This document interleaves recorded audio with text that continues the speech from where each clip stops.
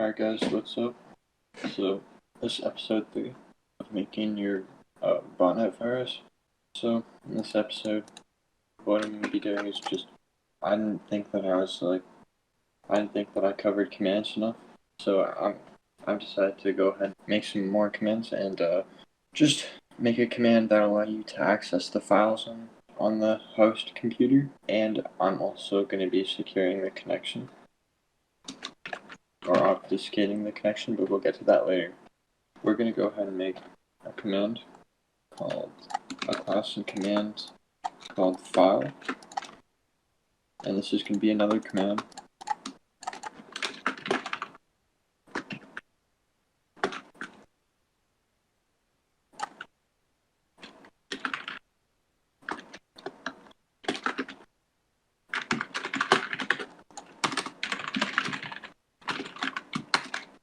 So just the normal file and execute. Okay, so we're going to import system.io because obviously that's something you need to import every time that you're doing file management. First thing I'm going to do is write what I want this command to do. So I'm going to let this command is going to be able to run files, download files, create files, and write to files. You could easily add in uploading files. Oh yeah, view files. I'll do that too.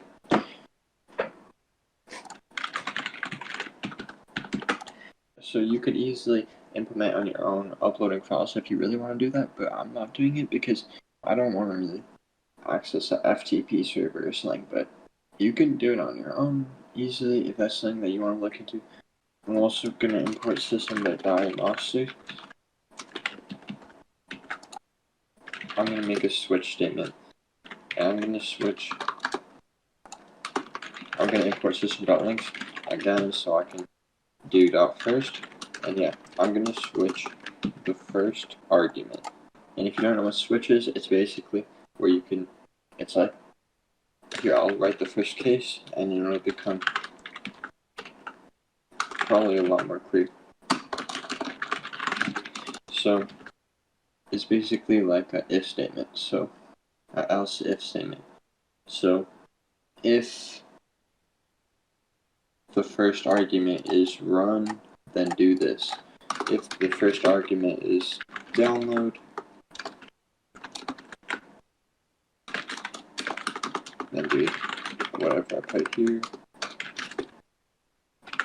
We're also doing create, write, view,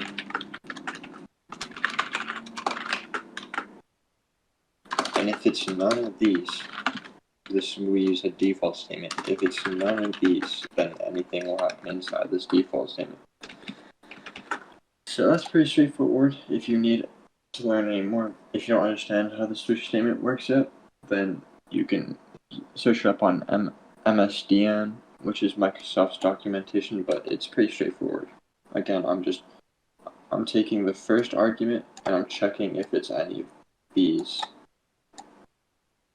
So I'll even show an example here. So if I write in this command file view c my file.txt, I'm taking this right here and I'm checking if it's equal to this, and if it is, it's going to view the file. I'm going to make specific methods for all these files.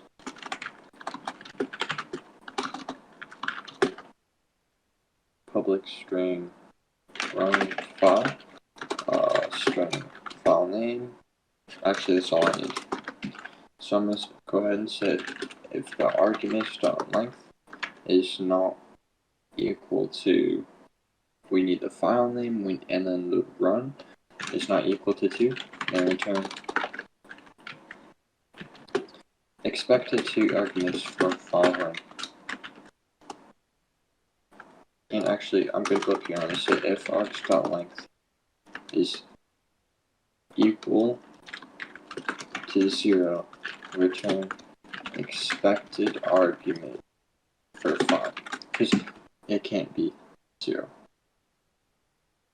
It has to be one of these.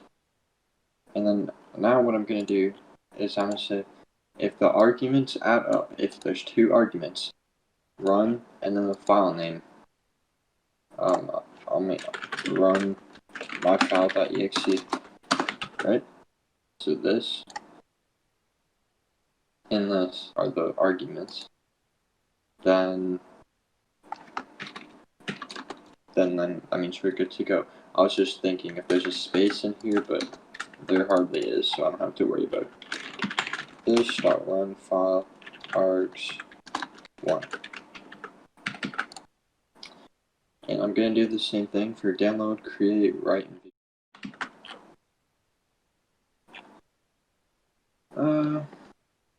Yeah, that's going to be all of them.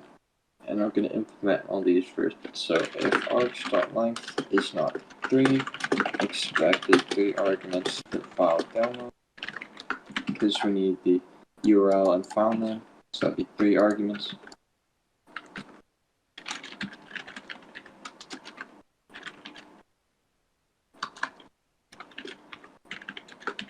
And so on and so forth. I'll go ahead and just copy and paste it.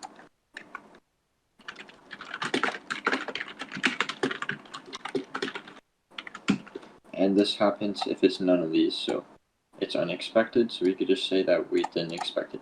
So for example, if someone does something like this, if someone wrote like this, it would say unexpected argument that. Where was I? Alright. Create. For create, we only need 2. For write, for write, we need 3. And finally, for view, we also need 3. Alright, so now that that's all set up, I forgot to do this. Alright, now that that's all set up, what we can do is actually fill in these functions. So run file, that's pretty easy. Process.start fn. Process is from system to diagnostics. Download. Okay, this is easy. Web clients. Where's web client in net? I think. Using web clients, WC, this new web client. And web client has a useful feature. Web download file address file name. And okay. I almost skipped over this. The reason that we're doing using is because, okay, so web client, if you don't dispose it like this,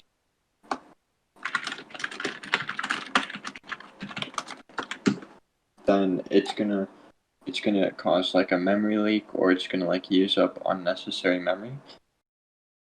And what you want to do, if you don't want to dispose it, you could just put the web client in a using statement, and then you could do whatever you want with the web client in there, and then you don't have to dispose it because the using work does it for you. Create, that's pretty easy. File.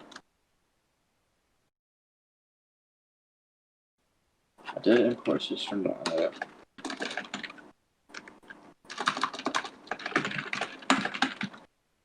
Okay, so it was just confusing. I did name this class file, so it was confusing that with the system.io file. But if you just write that out like that, it'll work as well. Create fn, and here's some mistake a lot of people make. You need to close it after, because if you don't close it, then it's going to be open, and then it's going to like say that your program is using that file because it's expecting you to write something to it. So you need to close it after you create a file in C#. Just remember that. And this is a one-liner.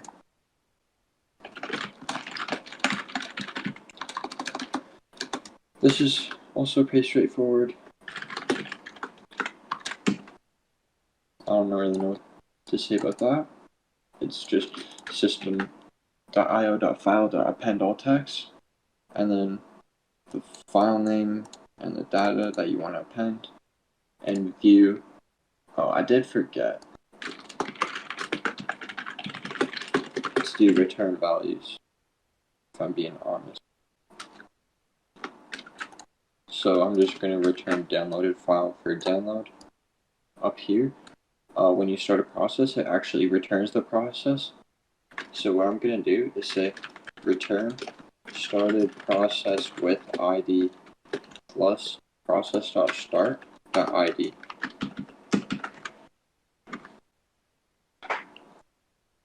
And that's a one-liner, so I could do that.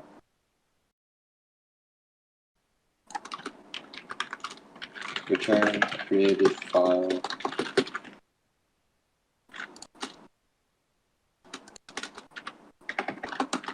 return appended text to file, and then put the file name there. And for view, this isn't going to work with like really big files, but it will with small ones. So I'm going to say system.file.read all text fn. I'm just going to return that, and that's a one-liner. So yeah, I'm not really explaining this much because it's pretty self-explanatory. Like file.read all text, and fn means file name. Yeah, fn means file name. If you didn't understand that, that should clear everything up. And I guess we could, after we put this in the command handler,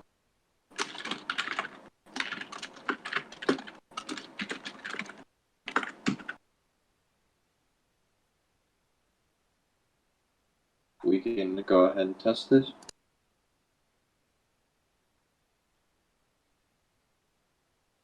Let me see. Okay. I wrote continue, but I should have wrote break.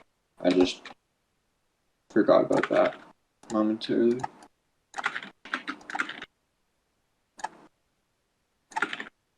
Yeah, sorry about that.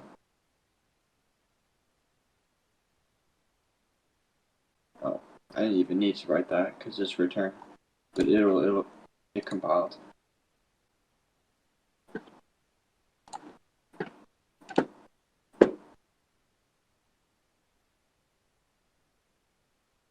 So we're going to go ahead and test it out.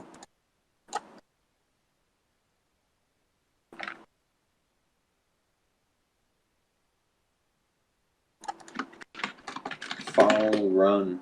Well, first I'll just write file. Expected argument for file. File run. So that works fine.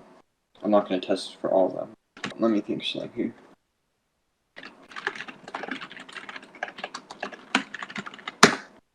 Yeah, there we go. So it just ran that file. I can't really think of, I mean, I guess I'll try something here.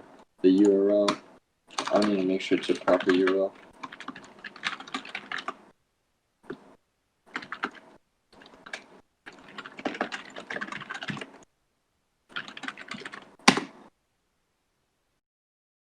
I don't know if that worked, but I'll give it a go.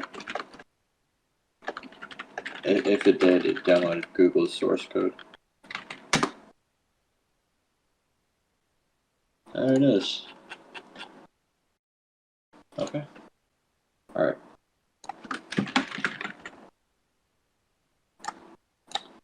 File create. So I'll test that file.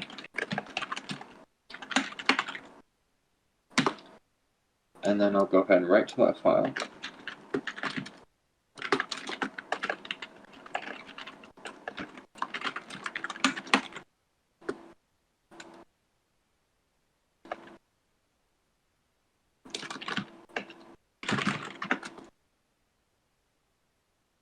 And I'll view that file.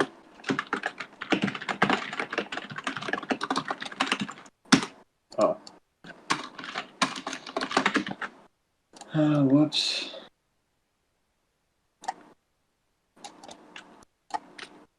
That's why we test.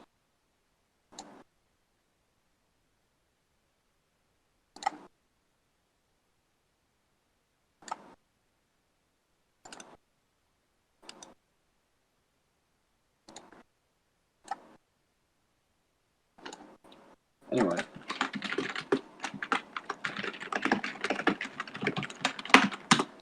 There, that was the data. I'll even append some more text.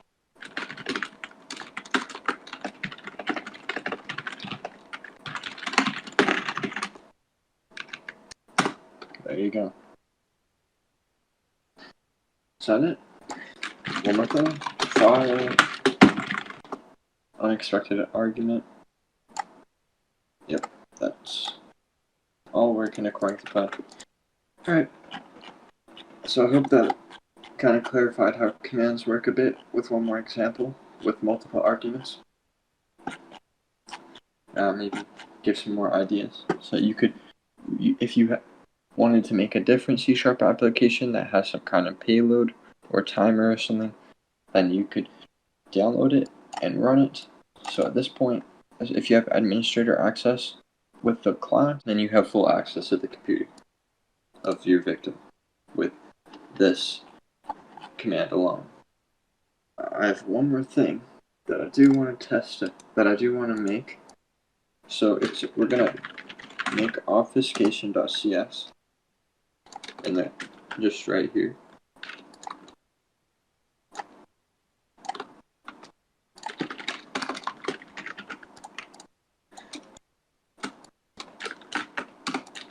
And we're gonna make it a static class. That's really important. Make sure you have that. And we're gonna make a public static string obfuscate this string s, and a public static string de-obfuscate this string s.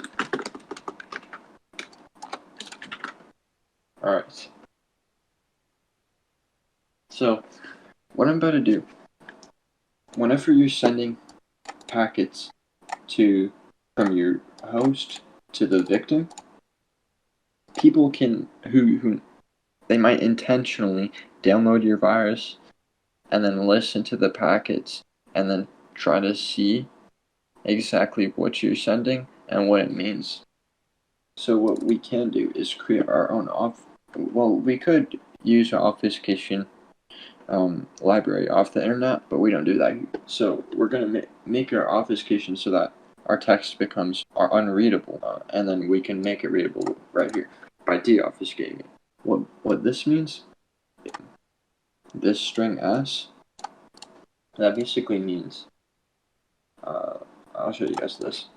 If I make a string, whatever, I can now do this. I can use the functions that I just made because I made it a this string s. And if for instance, if I made this this object s, then now I can do that with literally anything. So this task right here, t.obfuscate, right? But de-obfuscate isn't there because it's still this string s, and that's what we want. The way that you go about this, you take your text and then you want to modify it, and there's a lot of ways you can go about it, and I recommend you do this in a different way, not only because now whatever I'm going to make is going to be public, but just it's pretty easy to do once you understand the concept. One thing I do want to show you guys is that there's things like Unicode characters. So if I did this,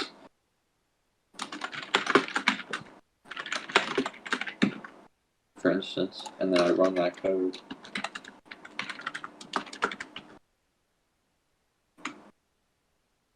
it prints a question mark. It doesn't print U1013. It prints a question mark. And if I there should be like something that isn't a question mark.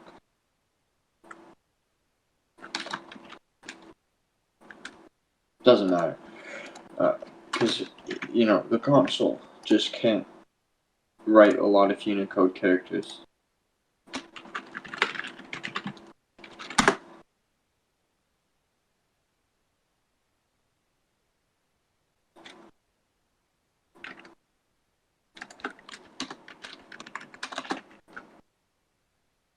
There. That's the ampersand. If I wanted to make a dot, it would probably only do the closest thing to a dot. Oh, that makes quotes. Oh, this is a dot.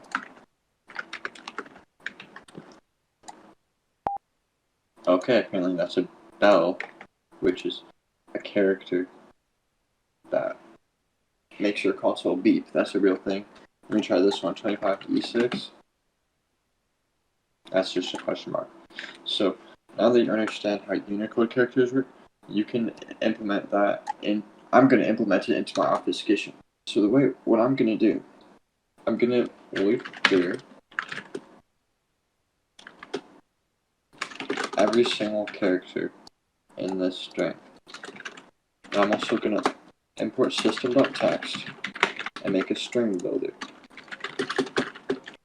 This is just something that lets you make strings and loops really quickly. It just makes it quicker than using a normal string. And what I'm going to do, I'm going to go ahead and say, I'm going to switch C. And if C is equal to A, for example, I'll just do vowels. I don't really want to.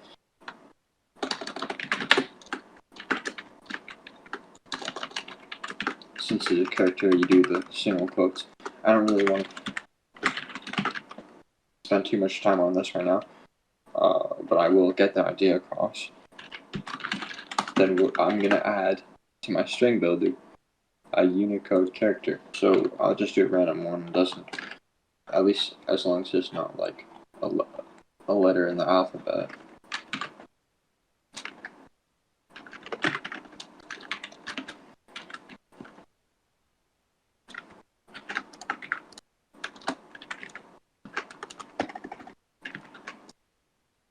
E, I, O, U.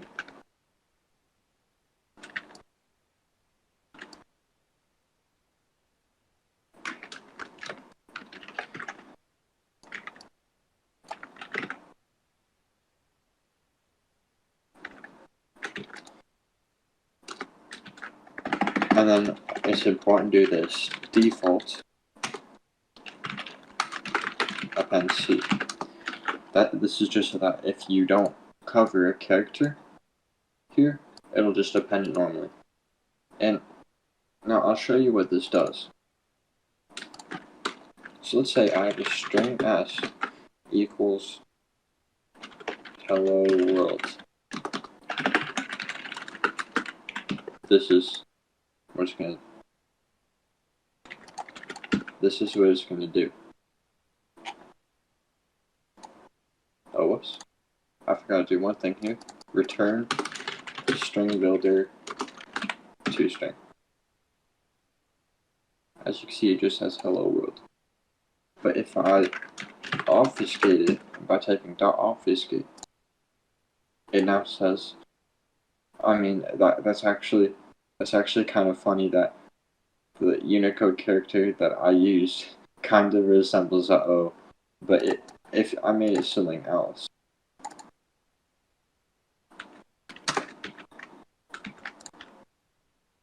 This is a lot less like recognizable now, as you can see. And if I took L, which is a pretty prevalent character in Hello World,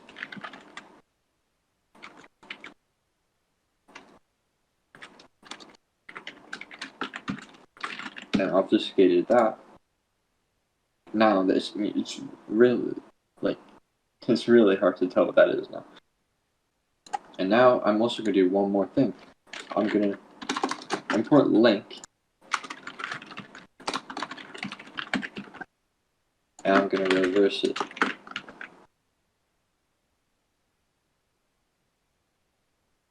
And is this now? Okay, so yeah, you have to do something special for this.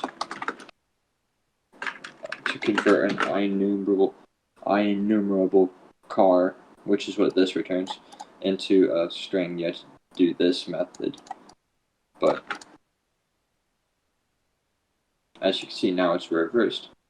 And I'm going to store that in a string.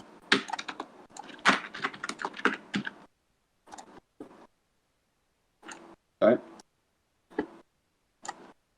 And now we're going to de-obfuscate it.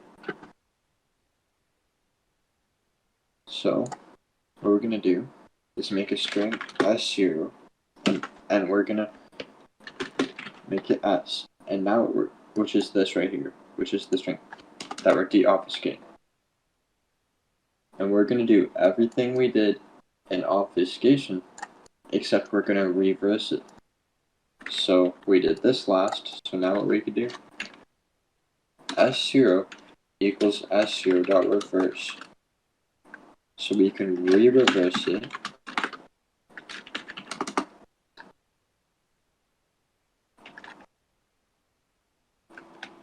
Go ahead and copy this entire thing here. And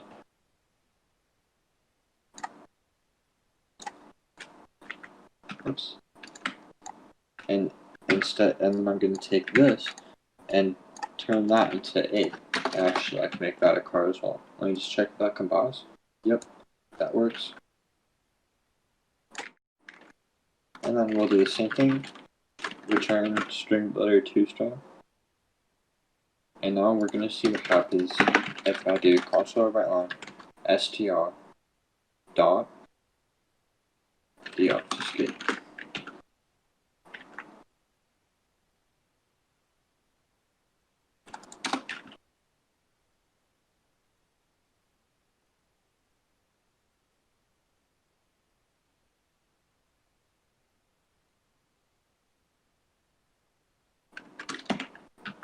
Meant to do that. I meant to do for each car seeing S0. That's just a little typo I had. Make sure you fix that. There you go. Hello world. So we went from this to hello world. And now you could easily do your obfuscation, and you don't even have to do this. You could mess with the capitalization. You could convert it to binary, convert it to some kind of code. You could hash it. I think if you're advanced, I guess that wouldn't even be in my ballpark. But you could really mess with this string. I mean, as long as you can reverse it in some way, you're good. But I'm not gonna go too deep into it. So this is what I'm gonna stay with for now. And now we're not gonna actually use that. What we're gonna do is, okay, so we're gonna copy this. Hold on, what I've copied? Okay, we're gonna copy this, the obfuscation right here, and put it in our virus as well. And in our virus, we're gonna put, or in our server, our other application, we're gonna put using client or whatever you named this up here. And then in your send command function, where it says byte data, we're gonna obfuscate the command, and then we're gonna go back here to our program here.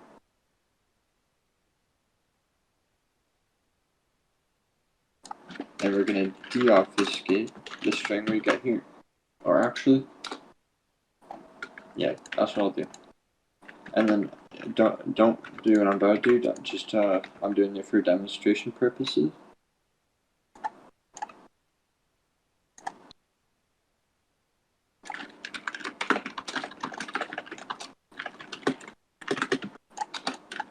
I'm gonna build this, run this, and test it out. So we're gonna do the beep. Oh. Yeah, okay. So the issue was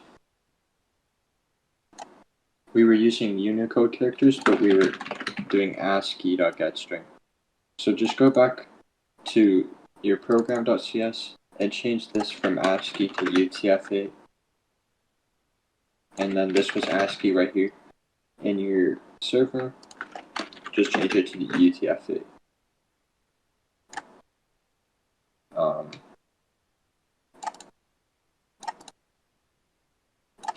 And yeah, I'll just show you guys how this works. So I'm gonna run this, or run this, and open this. And we can do some commands.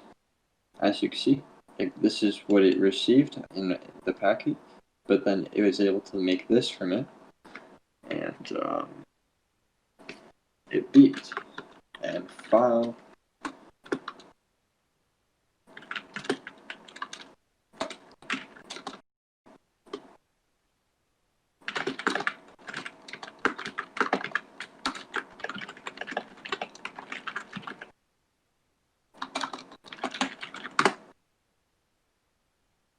I mean, it de-obfuscated.